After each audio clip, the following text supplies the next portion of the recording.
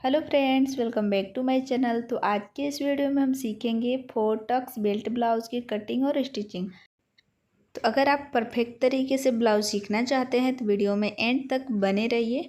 Back side में देखिए हमने इस तरीके का बैक नेक डिज़ाइन बनाए थे। अगर आपको इस डिज़ाइन का वीडियो देखना है तो आप हमारे चैनल पेज से जा कर के देख सकते हैं, या फिर डिस्क्रिप्शन में मैं लिंक दे दूँगी। आप लिंक पर क्लिक करना, आपको ये वीडियो मिल जाएगा। तो इसके जो फ्रंट साइड का पार्ट है उसकी मैं यहाँ पर कटिंग करने वाली हूँ। तो देखिए यहाँ पर हम लाइनिंग वाला फैब्रिक को लिए हैं और इसको 2 बार इस तरीके से फोल्ड करेंगे। अब यहाँ से ब्लाउज का लंबाई लेंगे।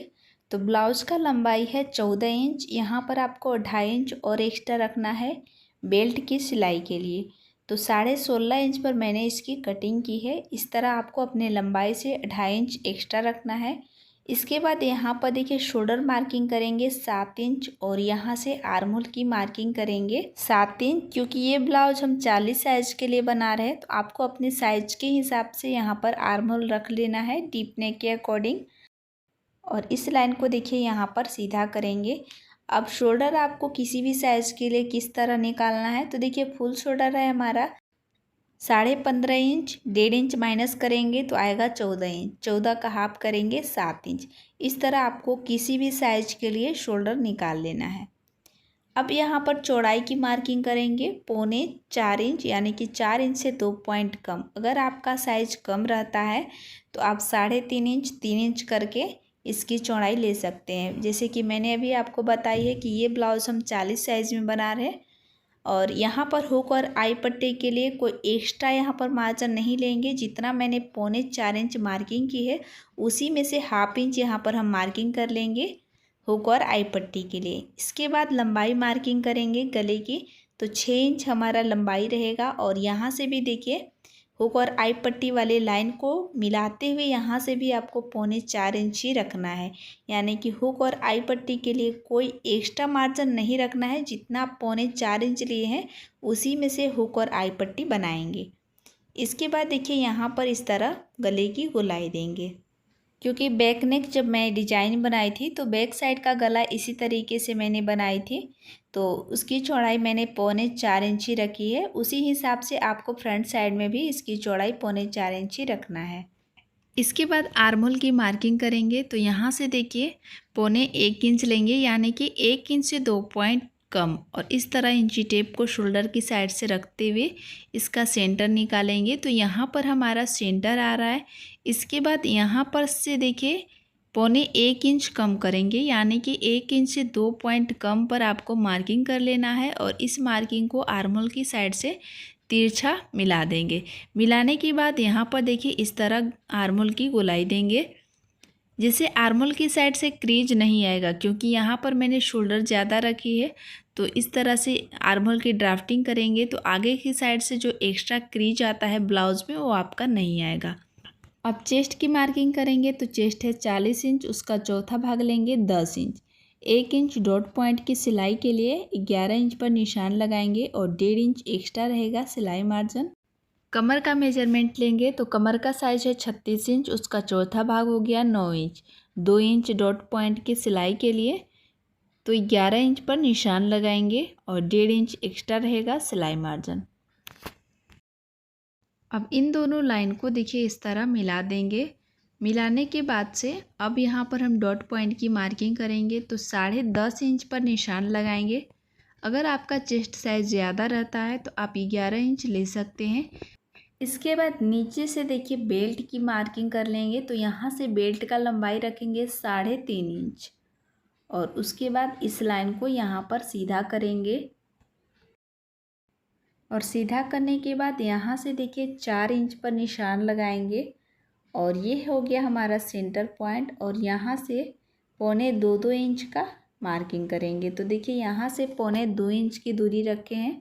अब नीचे से भी आपको यहाँ पर 1.25 इंच की दूरी रखना है, यानी कि 2 इंच से 2 पॉइंट कम। और अब यहाँ पर देखिए लाइन को सीधा करेंगे और सीधा करने के बाद इधर से 1 इंच की मार्किंग करेंगे और इधर से भी 1 इंच की मार्किंग करेंगे। तो ये आपका 2 इंच का डॉट पॉइंट का सिलाई लगेगा।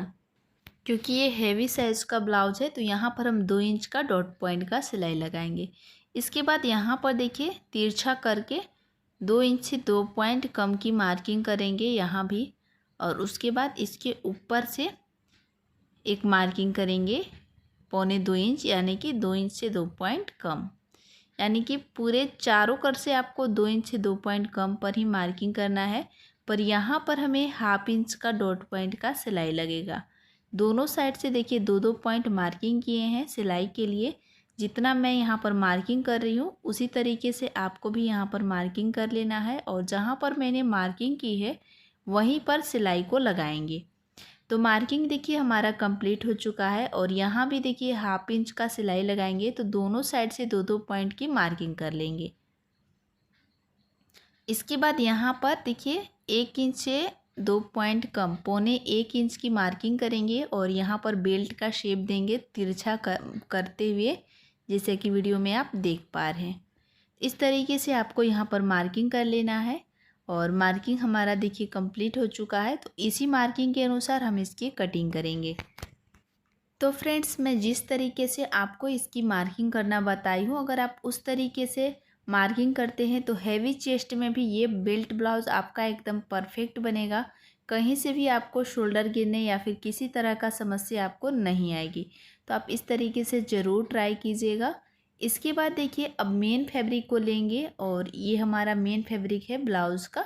इसको 2 बार इस तरीके से फोल्ड करेंगे, और फोल्ड करने के बाद से इसका जो अस्तर वाला फैब्रिक है इसके ऊपर रख करके सारे पार्ट को कटिंग करके अलग करेंगे। तो मैंने बहुत ही इजी तरीके से बताने की पूरी कोशिश की है। अगर आपको हमारे वीडियो से हेल्प मिलती है तो वीडियो को लाइक करके चैनल को सब्सक्राइब ज़रूर से कर लीजिएगा। इसी तरह का हेल्पफुल वीडियो मैं अपने चैनल पे लाती रहती हूँ। इसके बाद देखिए जो बेल्ट है उसको भी कटिंग करके हम अलग कर लेंगे। अलग करने के बाद चलिए अब हम इसकी स्टिचिंग करेंगे। तो यहाँ पर देखिए मेन कपड़ा और जो अस्तर वाला कपड़ा है उसको बराबर करते हुए इसकी चारों तरफ से सिलाई लगा करके इसको रेडी करेंगे। तो यहाँ पर मैं आपको गले की फिनिशिंग भी करना बताऊंगी। काफ़ी सारे लोग ब्लाउज़ की कटिंग तो कर लेते हैं, पर गले की जब सिलाई लगाते हैं तो गले की गोलाई आपका परफेक्ट नहीं आता है। तो कौन सी ऐसी गलती करते हैं कि गले की गोलाई आपकी परफेक्ट नहीं आती है? तो वीडियो को एंड तक देखिएगा, तभी आपको सारी चीज़ें क्लियर हो पाएगी। तो यहाँ पर देखिए फ्रेंड्स, चारों तरफ से मैंने यहाँ पर सिलाई लगा करके रेडी कर ली है। बीच में कहीं से भी क्रीज नहीं आना चाहिए, इस बात का हमेशा ध्यान रखिएगा। और इसके बाद जो भी हमारा किनारे से एक्स्ट्रा पार्ट है उसको कटिंग करके फ्रेश कर लेंगे। इसके बाद जहाँ पर मैंने मार्किंग की है, मार्किंग वाला पार्ट पर ही देखिए सिलाई को लगाएंगे, यानी कि जहाँ पर मैंने डॉट पॉइंट की मार्किंग की है उसी मार्किंग के ऊपर डॉट पॉइंट की सिलाई को लगाना है। तो चारों तरफ से डबल डबल सिलाई करके यहाँ पर हम सिलाई लगाएंगे। सिंगल सिलाई नहीं लगाना है। सिंगल सिलाई लगाने से क्या होता है कि सिलाई आपका जल्दी खुल जाता है। तो जहाँ पर देखिए लास्ट कर रहे हैं वहीं से चाप को मुड़ा लेंगे, और मुड़ाने के बाद इसी तरीके से यहाँ पर डॉट पॉइंट की सिलाई लगाते जाएंगे।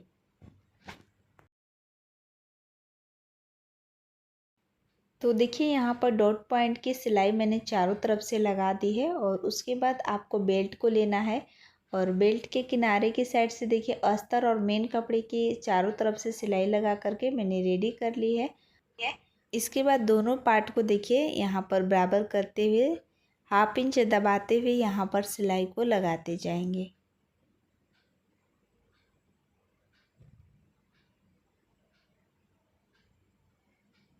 सिलाई हमारा लग चुका है, और इसी तरीके से दोनों साइड के पल्ले को सिल करके रेडी करेंगे।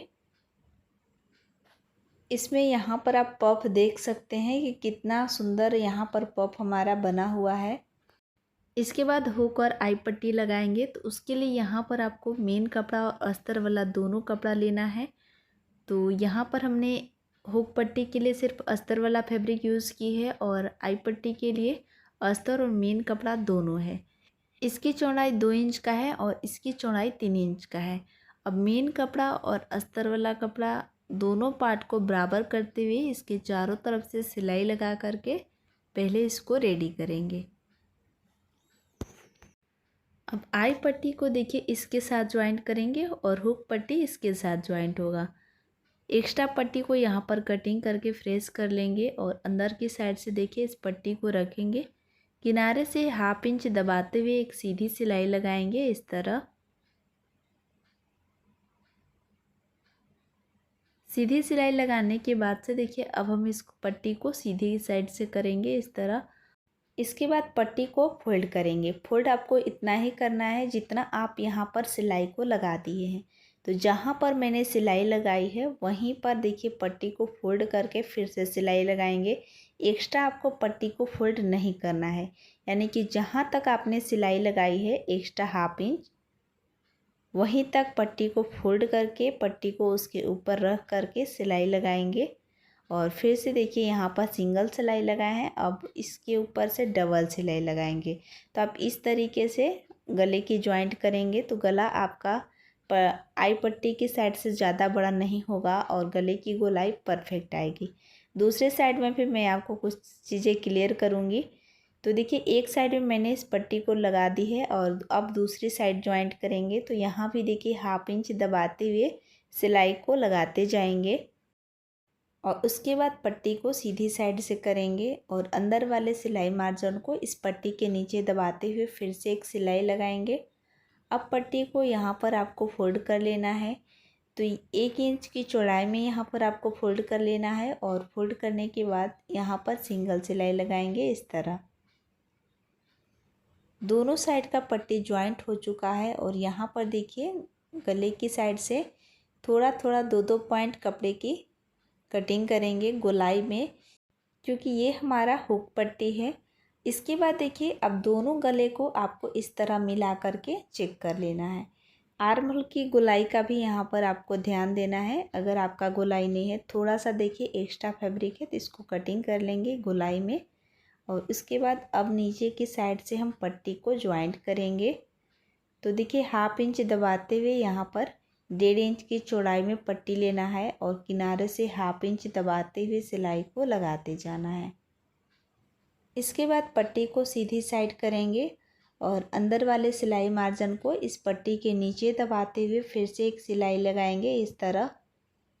इसके बाद देखिए अब पट्टी को फोल्ड करेंगे 1 इंच की चौड़ाई में इस तरीके से और फिर से सिलाई लगाएंगे। आप यहाँ पर फोल्ड करके डायरेक्ट फिनिशिंग की सिलाई लगा सकते हैं या फिर यहाँ पर आप तुरपाई कर सकते हैं।